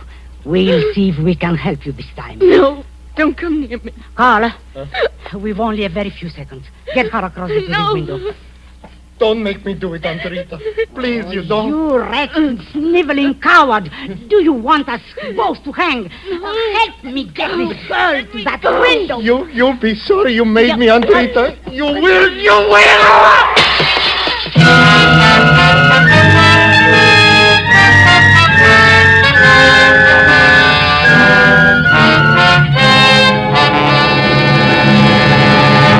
I couldn't help it, Dr. Turner. I couldn't help it. I just lost my head, that's all. But she made me do it. Don't you see? Don't you understand how it was? She made me do it. She drove me, Dr. Turner. All right, now settle down. And do stop calling me Dr. Turner. Stop calling you doctor. You? Well, no, I'm not a psychiatrist. But I'm going to see that you meet one. Huh? I happen to be from British intelligence, Carl. I suppose I have you to thank for that letter. What letter? Yes, the one supposedly signed by Sheila Campbell, telling us she was off to Dublin, Ireland. Oh, yes. It would communicate with us in 5 days. Well, Aunt Rita, she made me do that, too. That was an inexcusable mistake, Carl. You see, Sheila would never have written Dublin, Ireland. No, an Irishman assumes that everybody knows where Dublin is. How about that, Miss Ross? Am I right? Well, I know where it is, all right. And I'm going back there as fast as I can. Oh, now, Julia, London isn't as bad as all that, you know. Maybe not. I suppose it all depends upon the murderers you meet. Why, child, you wouldn't want to meet a nicer lad than Carl here. After all, it isn't everybody who'd pitch his aunt through a bedroom window just to save your life. Yes, he's really a very nice boy. Sergeant, you better take him down to the cellar now and have him show you where he buried Sheila Campbell. Aunt Rita, she made me do Oh, it. no, she made you do that, too. A woman of character, Miss Crabo. I'm sure you'll miss her very much. But that's the way it goes. This espionage, Carl, is a very uncertain trade.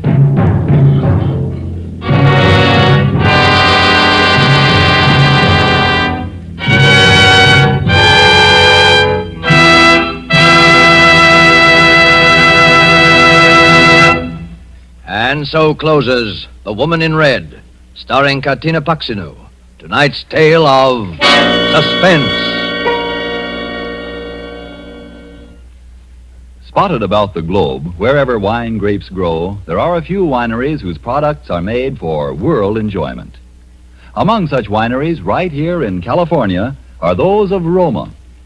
And we who live in America have the pleasure of enjoying Roma wine at exceptionally low cost. For we buy it free of duty and free of excessive shipping costs. For instance, Roma California Sherry is the queen of appetizer wines. And not only that, but a wine so delicious it is suitable to serve at any time, cool or chilled. But no matter what your preference may be, you will find a Roma wine costing far less than you would expect to pay for such distinguished wine. In Roma, you have the old world art of winemaking, plus the extra care, constant tasting and testing, which modern knowledge adds to that ageless art. That's why Roma wines have a universal appeal, why they are America's largest selling wines. I'll spell out the name for you. R-O-M-A, Roma Wines, made in California for enjoyment throughout the world. This is Katina Paxinu. I hope you enjoyed our suspense play this evening and that you don't hate me too much. I'm not really as bad as that. Next week, I know you will want to listen when Mr. Orson Welles will be your star. Suspense is produced and directed by William Spear. Don't forget then, next Thursday for Orson Welles in Suspense. Presented by Roma Wines, R-O-M-A, made in California for enjoyment throughout the world.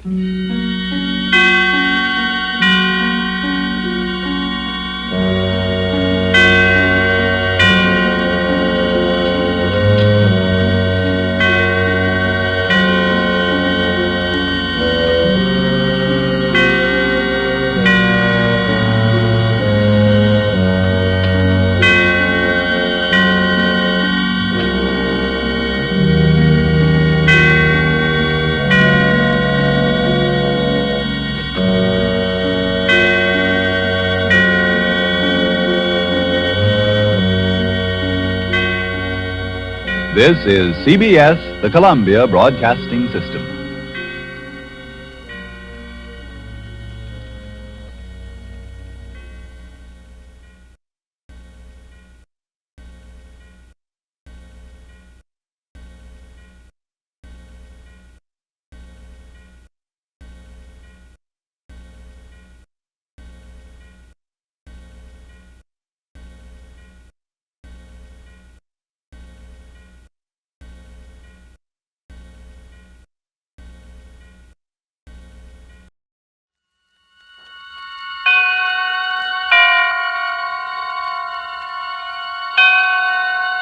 Roma Wines presents Suspense.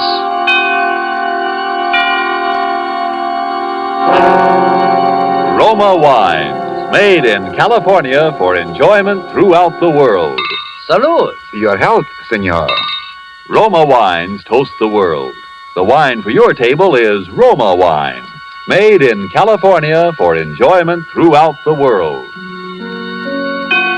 This is the man in black, here for the Roma Wine Company of Fresno, California, to introduce this weekly half hour of Suspense. Tonight from Hollywood, Roma Wines bring you the Paramount star currently being seen in Miracle of Morgan's Creek, Mr. Eddie Bracken. Mr. Bracken appears tonight not as the exponent of comedy, as which he is so deservedly noted, but as a boy over whose head hung dark clouds of suspicion and who was involved in a particularly heartless crime. And so with The Visitor, and with the performance of Eddie Bracken as a young man who called himself Bud Owen, we again hope to keep you in suspense.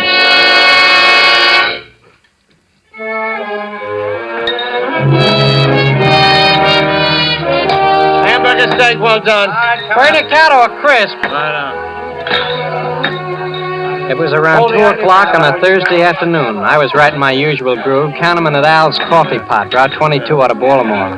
Not a bad job for a green guy, $18 a week in my meals.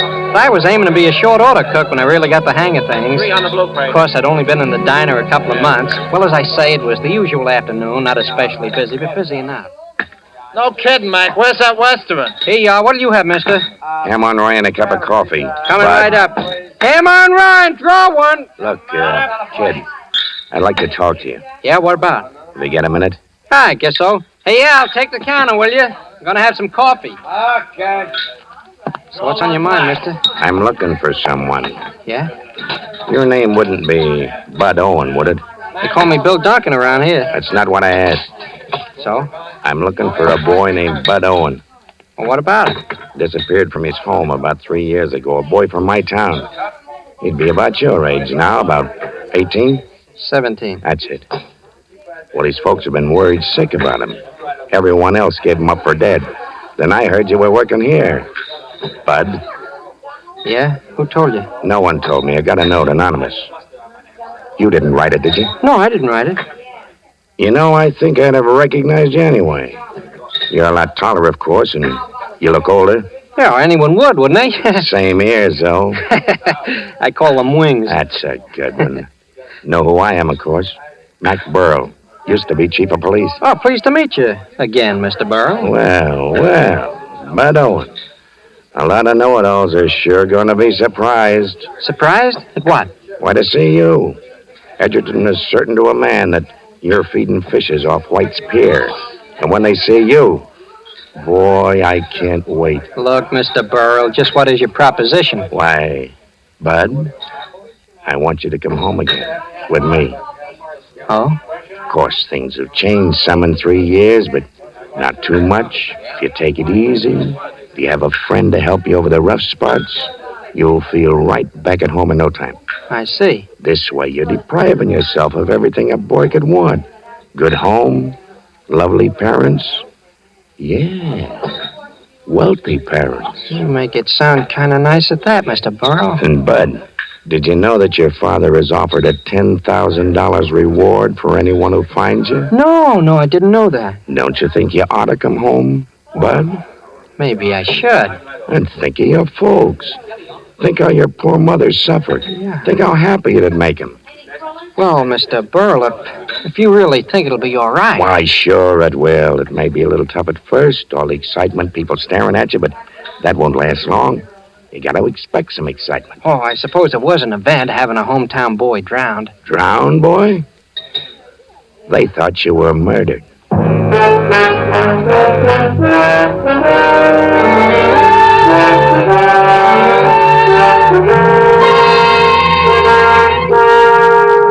And so began the series of events which were to bring a boy called Bud Owen back to Edgerton to take up a new life with the family which had believed him dead for 3 years. Tonight for Suspense, Roma Wines present Eddie Bracken, whom you have heard in the prologue to The Visitor by Carl Randau and Leon Zugsmith. Tonight's tale of Suspense.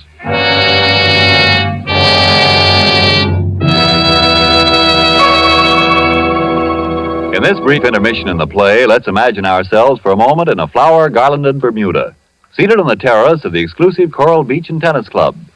At the next table, a party of Bermudians and Americans are taking turns, each paying compliments to the delights of the other's native land. An American has just praised the famed flowers of Bermuda. Then a Bermudian tops him with this. Among great American delights, he says, one of my favorites is right here on our table. It is this splendid wine we are all enjoying. Bermuda imports it from the justly renowned wine districts of California.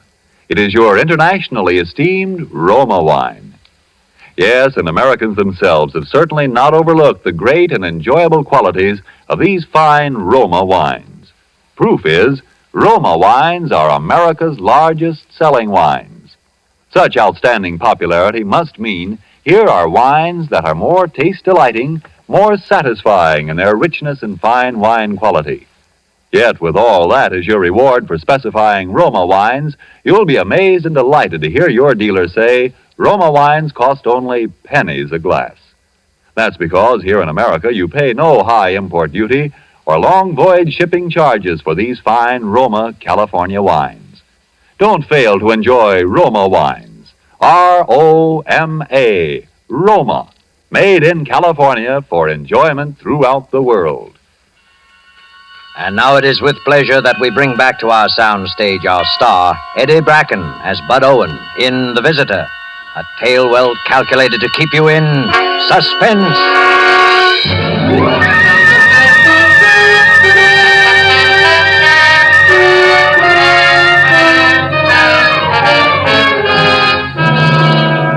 After I talked to Mr. Burrell for an hour or so, the whole thing sounded pretty darn good. I quit my job at Al's Coffee Pot the next afternoon and met Mr. Burrell at the station. We took the 5 o'clock train for Edgerton. On the way, Mr. Burrell gave me the lowdown on what had been going on in the town for 3 years. How the town thought I was murdered and how my mother and David Cunningham, my stepfather, just wouldn't give up hope that I was still alive. And he told me how my mother hadn't changed anything in my room. She was so sure I'd come back. Although she bought new stuff for the rest of the house, new rugs and a couch, things like that, Mr. Burrell described it so plain I could almost see it. Well, by the time we got to Edgerton, I was feeling pretty sad for my mother. And when I stood on the dark front porch with Mr. Burrell, it was a peach of a warm summer night. I thought if I could make her happy, even if it was tough on me, it was worth a try.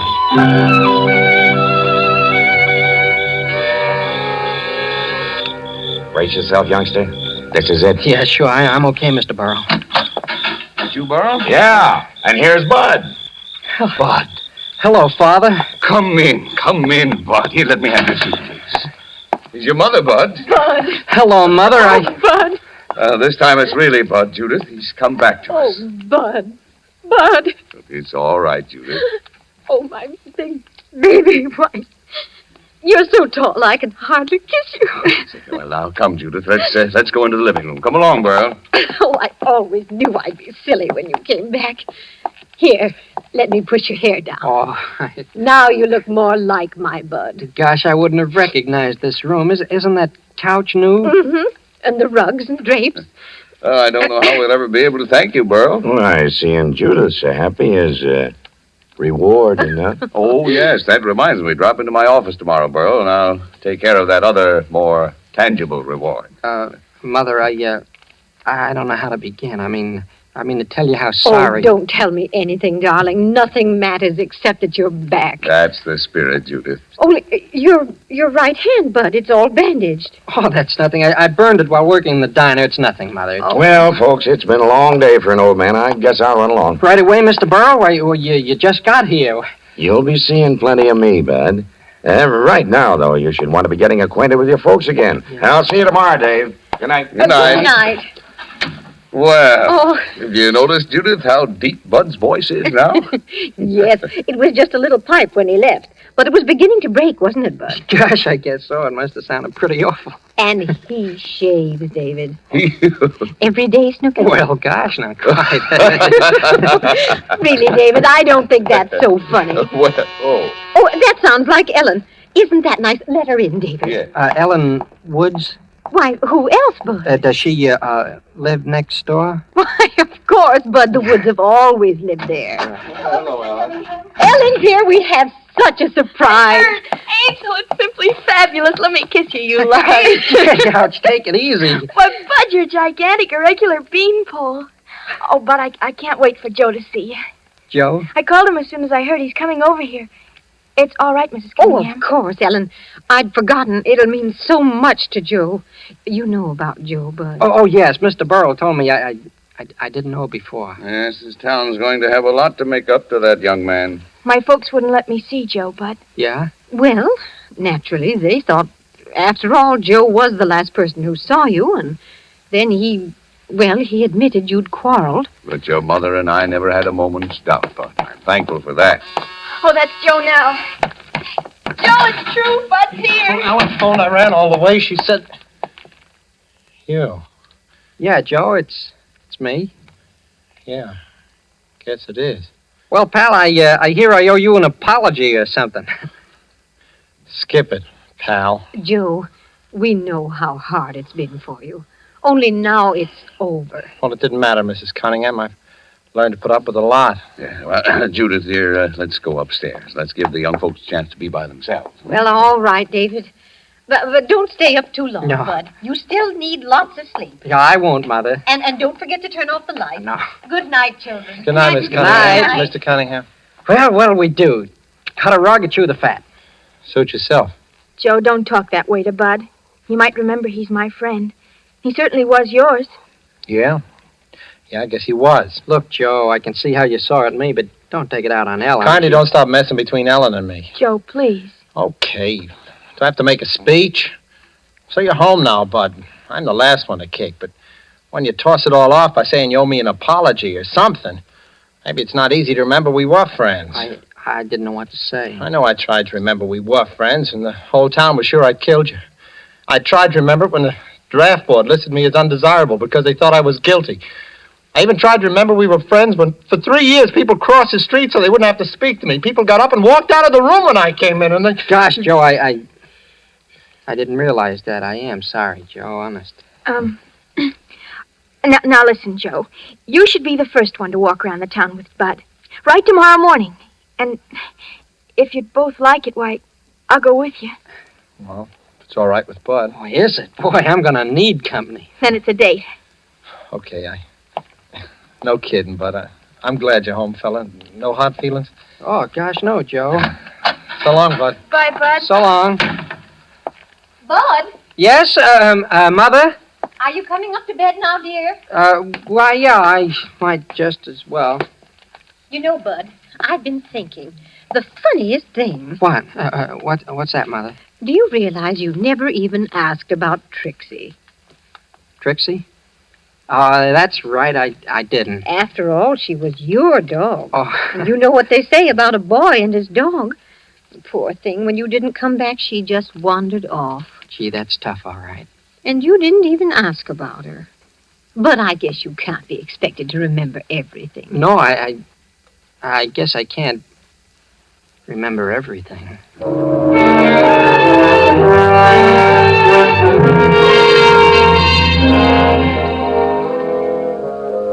My mother kissed me goodnight. I went upstairs to my room, and it was just like Mr. Burrell told me it would be. Everything seemed to have gone all right so far. I undressed and turned out the lights, but before I got into bed, I locked the door just in case.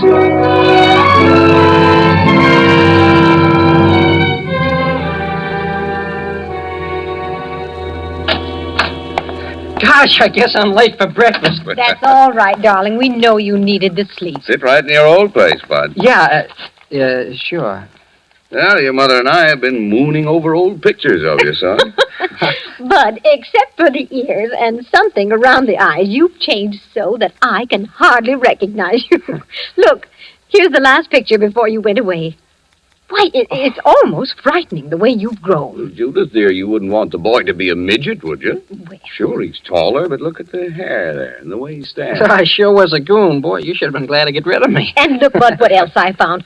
All your school compositions, from the first grade on. Here's one you wrote on Alexander the Great. Ouch, Mother, don't be careless with those things.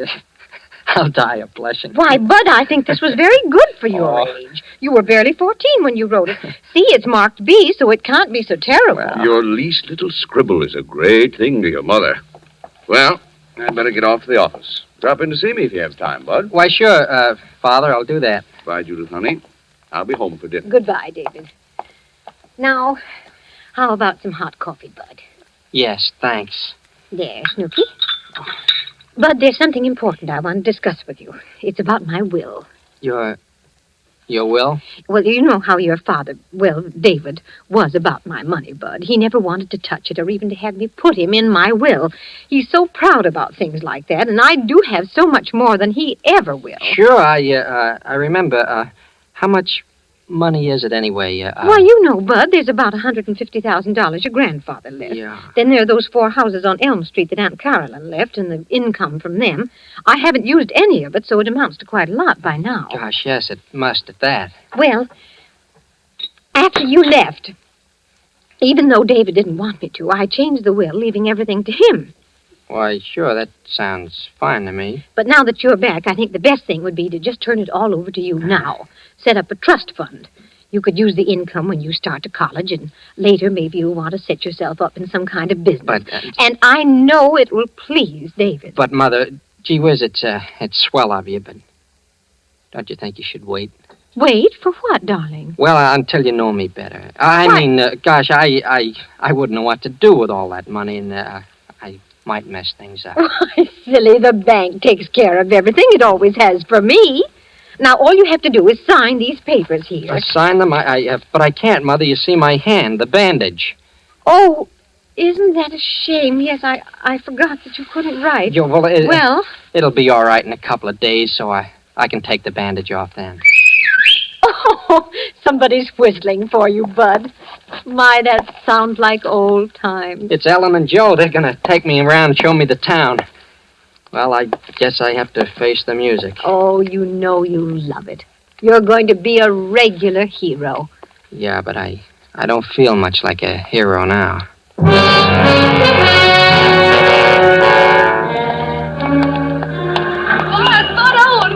Now you're in for it, Bud. Oh, Bud, you're really real, and you've grown but divine. Hey, you're choking me. Oh, I've just been telling everybody you're back. It's too sensational. It's like having a new boy in town, and do we need some? Gosh, I shouldn't think you'd have any trouble. Why, you're cuter than ever. Oh, listen to him. He's got a line. Gee, he sends me. Is that something?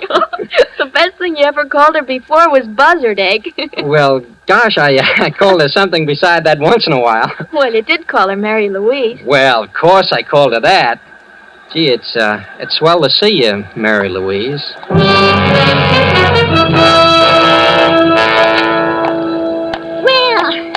Bud Owen, you bad boy. Are you going to recognize me here, aren't you? Sure, gee, it's good to see you. How are you anyway? Now, you're not too grown up to kiss old Mrs. Callahan the way you always did. Oh, I'll say I'm not Mrs. Callahan. Here. Why, I heated enough bottles for you and washed enough of your diapers, too, so don't let me catch you putting on airs. No, ma'am, I won't. Goodbye. Goodbye. What's the matter? Didn't you recognize her? Mrs. Callahan? Oh, of course I did. Why didn't you call her what you always used to? Couldn't you see she was sore? Well, I did. Bud, you used to call her Aunt Celie.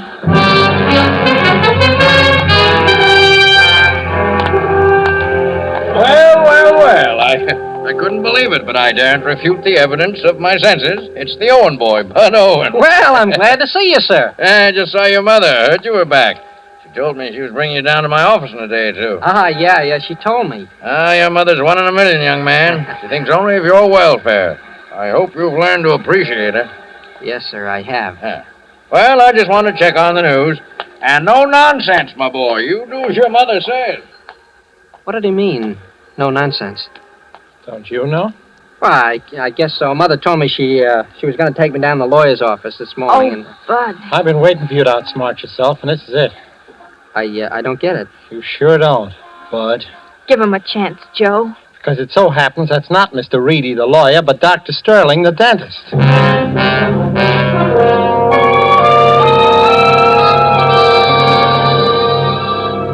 I talked fast, and Ellen took my side. And when we got Joe calmed down, I knew he was going to watch me like a hawk from then on. That afternoon, Ellen got the real snazzy idea of going to the beach. My father knocked off work and drove us down, sort of to celebrate my homecoming. It was really a hot day, so when we got there, the others made a beeline for the water, but I didn't because of my bandaged hand. I stayed around the beach club near the pool. When it began to get dark, we all dressed and went down to White's restaurant for seafood dinner. Then we walked out on the pier.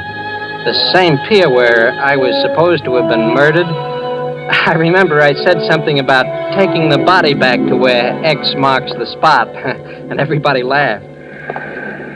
Isn't it heavenly out here? Oh, gee, this breeze is swell. Well, Bud, looks like you and Joe are right back where you were 3 years ago. Yeah, I guess so, Father. Yeah, this railing is just where we stood, isn't it? When you and I had our fight.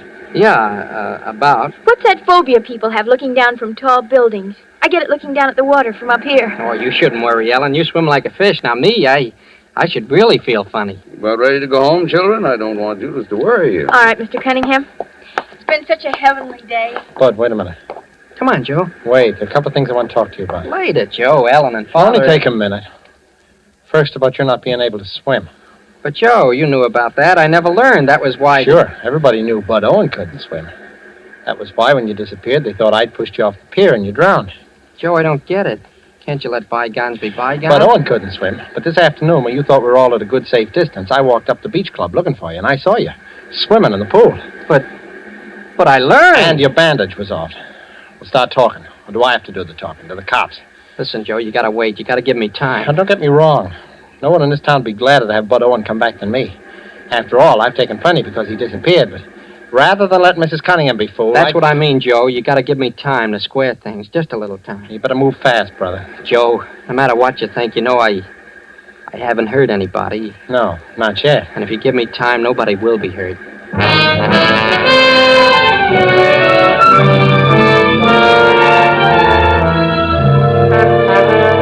I went to Mr. Burrell the next morning and talked about everything, how people were beginning to make cracks about him and the $10,000 reward and the whole mess.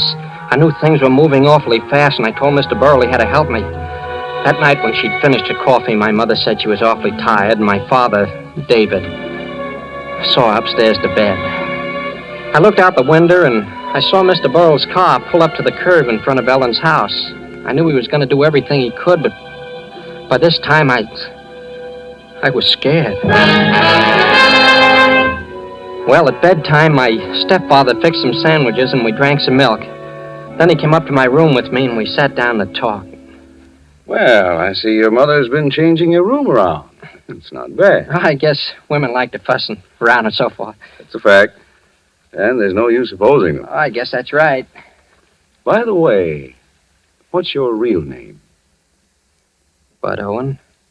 You don't need to be afraid of me. I've protected you so far. Why have you? I asked you first. What's your real name? Bud Owen. You're stubborn, aren't you? You know, at first I thought you'd work this little scheme out all by yourself, or with Burl. But there's someone else involved, isn't there? Who do you think? What about that bandage? Well... Take it off. Well, not even a scar. I don't suppose you'd mind writing with it, now that it's healed. No, I don't mind. What shall I write? Well, suppose we take this little composition of yours on Alexander the Great. Would you copy this sentence, say, on the top of page 3? Sure. Why not? Yeah, and to make it a fair comparison, write your name, Bud Owen. Bud Owen. Here you are. So she taught you Bud's handwriting, too. Who did? My wife. Do you think I didn't know what was going on? Every move she made gave her away. Why is she in such a rush to change her will? I don't know. Why? She thought she was being so smart trying to pass you off, trying to trap me. But I was one person who knew you weren't Bud. Yeah, but what makes you so sure I'm not Bud? I know. Isn't that enough? I see. I know. I see. Well, don't you think we'd better get my mother in on this? Yes. Yes, I think perhaps we'd better. She's asleep. You'll have to wake her. Mother. Mother. Hey, she's... Mother!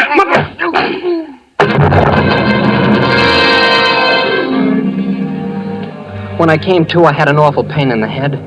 I was in my room in bed, and Ellen and Joe and Mr. Burrell were there. For a minute, I didn't know what had happened, and then I remembered. Mother. Where's my mother? She's all right, Bud. She's in the hospital. He gave her enough of those sleeping pills to kill a horse, but she's all right now. How do you feel, Bud? Oh, all right, I guess. Oh, it's a good thing you had us standing by tonight, son. Why, he had you trussed up like a turkey. He was going to hang you. Gee, Mr. Burrell, he must have been crazy. I guess he wanted to get us both out of the way before Mother could change that will. For crying out loud, Bud, why didn't you let me in on this? I thought... Gee, I hated to do it, Joe, honest. But I had to. Someone had to be the guinea pig. It was my idea, Joe. I sent the note to Mr. Burrell. I really found Bud in that hash house. Yeah, but if you'd let me in on it... We knew if Bud could fool you. If you thought he was a phony, he could fool everybody, even David Cunningham. You see, Joe, for 3 years I suspected that guy. He pushed me off the pier that night, but I was only a kid. I knew it'd be just his word against mine, so I ran away. I kept putting off coming home, but I swore that someday I'd trap him, and tonight I did. Because he said he knew I wasn't Bud Owen, I knew that he thought he'd kill me. You took one whale of a chance tonight, Bud. He'd framed you pretty.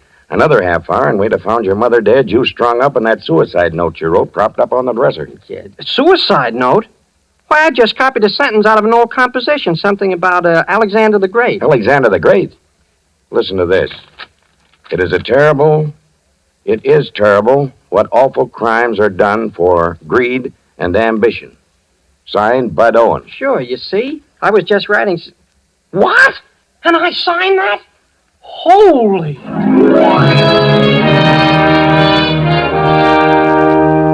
Well, that's about all.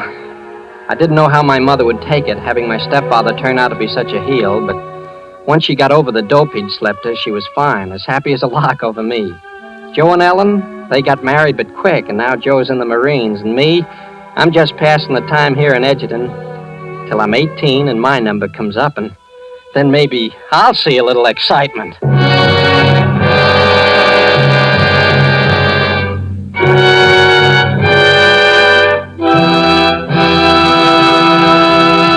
And so closes The Visitor, starring Eddie Bracken, tonight's tale of Suspense. Suspense is produced by William Spear. Before Mr. Bracken returns to the microphone, here's a definition of yourself. Connoisseur, one competent to act as a critical judge of an art or in a matter of taste. That's what Webster says. So that makes you a wine connoisseur, because certainly you are competent to act as a critical judge of a wine's taste.